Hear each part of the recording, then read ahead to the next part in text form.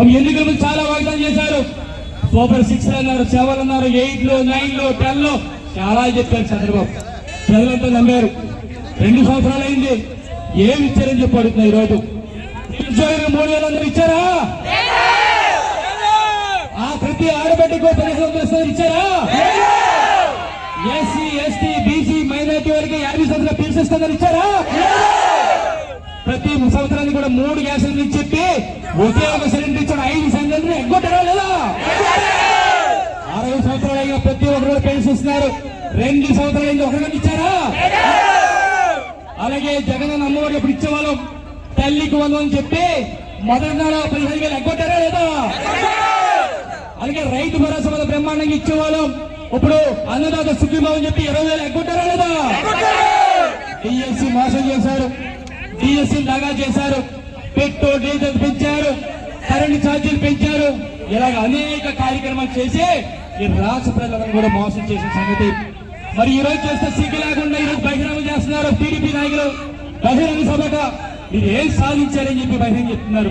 ఈ 2 సంవత్సరాల్లో ప్రజలందరినీ మోసం చేసి మరి 2 సంవత్సరాలు అందరిలో వెన్నుపోటు పొడిచిన చరిత్ర ఈ తెలుగుదేశం పార్టీ అని చెప్పి సందర్భంగా తెలియపరచడం జరుగుతుంది.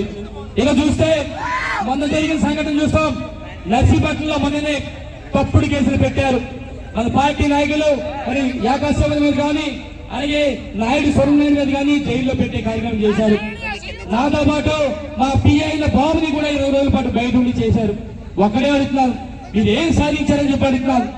ఏమి చేయకుండా సరే ఈ రోజు జైల్లో పెట్టారు. రేపు రాబోయే రోజులు కూడా మీరే దీన్ని కూడా అదే గతి వస్తుందని చెప్పి చెప్తాను. గత 2 సంవత్సరాల నుంచి కూడా ఎన్నో ఇబ్బందులు పెట్టినా సరే, ఎన్నో కేసులు పెట్టినా సరే మన లీగల్ సెల్ అధ్యక్షుడు మన కౌన్సిలర్ బుల్లిధర్ ఇక్కడే ఉన్నారు. మరి బుల్లిధర్ ఆధ్వర్యంలో మరి బ్రహ్మాండంగా ప్రతిదీ కూడా లీగల్ గా ఎదుర్కోవడమే కాకుండా మొన్న జరిగిన మరి జైలులో కానీ మాగుమేళ్ళు కానీ మరి న్యాయస్థానానికి అన్ని తప్పని వివరించి మా అందరికీ లీగల్ గా ఈ రోజు నియోజకవర్గంలో ప్రతి ఒక్కరు కూడా లీగల్ గా ఎంతో సాయం చేస్తున్నా మరి బుల్లిధర్ గారికి పార్టీ తరఫున ప్రత్యేక ధన్యవాదాలు. అయితే చూస్తే ఈరోజు నర్సీపట్నంలో చూడాలి పాలన, అయ్యన్న పాత్ర పాలన, ఒక దుర్మార్గ పాలన, ఒక రాక్షస పాలన. దానికి తోడు వాళ్ళ పెద్ద కొడుకు మొన్న రాజ్యసభ అయింది. వాళ్ళకున్న క్రిమినల్ ఐడియాస్తో రాక్షస పాలన అరాచక పాలన చేస్తారు ఈ రోజు తండ్రి కొడుకులు ఇద్దరు.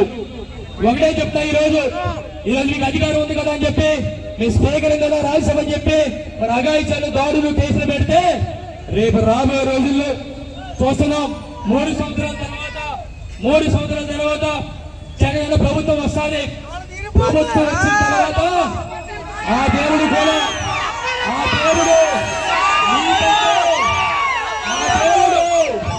ఆ దేవుడు మీకంటే క్రిమినల్ గా ఆలోచించే శక్తి నాకు ఇస్తాడు. ఆ రోజు చూపిస్తాం. ఎందుకురా జీవితం అని చెప్పి కుళ్ళి ఏడ్చే విధంగా తీసుకొస్తాం.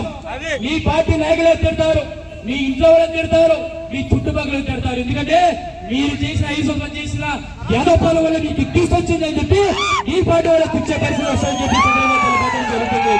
ఒకటే చెప్తా, ఈ రోజు 2 సంవత్సరాల్లో చాలా దాడులు చేశారు. 3 సంవత్సరాలు కూడా చూస్తున్నాం. ఇంకో 3 సంవత్సరాలు ఉన్నాయి. చేయండి. మీరు జైలుకి పంపిస్తారా పెట్టండి, కేసులు పెడతారా పెట్టండి, మేము అందరికీ కూడా సిద్ధంగా ఉందని చెప్పి సందర్భంగా మీ అందరికీ కూడా తెలియపరచడం జరుగుతుంది. చూస్తాం. కోటి వ్యాపారం విచిత్రం ఏంటంటే అయ్యన్న పాత్ర పెద్ద కోటికి రాజ్యసభ వస్తే రాత్రి 11 గంటలకి మా ఇంటి దగ్గరికి వచ్చి 11 గంటలకి తెలుగుదేశం పార్టీ జెండాలందరూ కూడా హంగామా చేస్తున్నారు. మరే నీకు అసలు బుద్ధుందరా లేదని చెప్పి అడుగుతున్నా. రాజ్యసభకి నేనేమో పోటీ చేస్తే నా మీద మీరు గెలిస్తే పండుగలు చేసుకోవాలి బాబు. నీకు ఎలా వచ్చిందిరా? ప్రజలకు రాలేదు రాజ్యసభ. 200 కోట్లు ఇస్తే రాజ్యసభ వచ్చిందని చెప్పి ఇంకోటి చెప్పాలి. ఈ రోజు రాబోయే రోజుల్లో ఎవరైతే జెండాలతో హంగామాలు చేస్తున్నారో, ఎవరైతే ఇళ్ల మీదకి వస్తున్నారో వాళ్ళందరినీ గుర్తు పెట్టుకుంటాం. ప్రతిదీ కూడా సీసీ పీడీలు ఉంది. మేము వచ్చిన ఇప్పటికైనా సరే తగ్గితే పర్వాలేదు. రేపు రాబోయే రోజుల్లో మీరు ఎవరైతే ఈ విధంగా దాడులు చేస్తున్నారో అదే విధంగా మేము కూడా చేస్తామని చెప్పి సందర్భంగా తెలియపరచడం జరుగుతుంది. ఇంకా చూస్తున్నా ఈ రోజు చాలా మంది కొంతమంది టీడీపీ నాయకులు ఉన్నారు, కొంతమంది చిల్లర గ్యాంగ్ ఉంది, చాలా ఎక్కువ చేస్తున్నారు. వాళ్ళంతా ఉద్దేశం ఏంటంటే మాకు స్పీకర్ ఉన్నాడు, రాజ్యసభ వచ్చింది, మమ్మల్ని ఎవడు ఏం చేయలేడు అని చెప్పి అహంకారుతున్నారు. ఒకటే చెప్తాను, ఈ 2 సంవత్సరాలు చాలా చేశారు, మరో 3 సంవత్సరాలు ఉంది. ఈ 3 సంవత్సరాలు చెప్పారు మరి కాముగా ఉంటే పర్వాలేదు, వెర్రవిగితే మటుకో. ఒకటే చెప్తున్నాను, 3 సంవత్సరాల తర్వాత 2029 ఎన్నికల్లో అనకాపల్లిలో కౌంటింగ్ స్టార్ట్ అయ్యి చివరి దశకు వచ్చేసరికి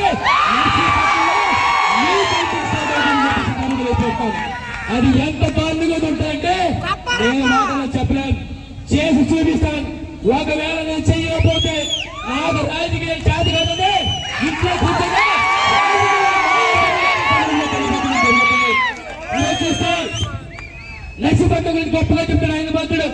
లక్ష్మీపట్నం అయ్యన భద్రుడు చేసింది అవినీతి, అయ్యన భద్రుడు చేసిన దాడులు, అయ్యన భద్రుడు చేసిన కేసులు మాట్లాడితే అయ్యన భద్రుడికి 100 కోట్లు తెచ్చిందంటాడు, 1000 కోట్లు తెచ్చిందంటాడు, 1,00,000 కోట్లు తెచ్చిందంటాడు. ఒకటే అడుగుతున్నా అయ్యన భద్రుడు, నువ్వెందుకు కోట్లు తెచ్చావు కాదు, ఎన్నికల ముందు ఏం వాగ్దానం చేసావు, ఎంత చేసావు చెప్పాలని చెప్పి అయ్యన జరుగుతుంది. ఒకటే చెప్తున్నాను, మరి ఈ రోజు జగనన్న పరిపాలనలో మరి బ్రహ్మాండంగా ఈ రోజు పార్టీ కూడా కేడర్ అంతా కూడా ఉత్సాహంగా ఉన్నారు. రేపు రాబోయే నెల మనందరం ఒకే ధ్యేయం, జగన్ అన్నను ముఖ్యమంత్రిగా చేసుకుని మనం ధ్యేయం చెప్పి మరొకసారి ఎంత పెద్ద ఎత్తు వచ్చినా 4 మండలాల మున్సిపాలిటీ పార్టీ నాయకులందరికీ కూడా చేతులెత్తి నమస్కారం తెలుపుతూ జై జగన్.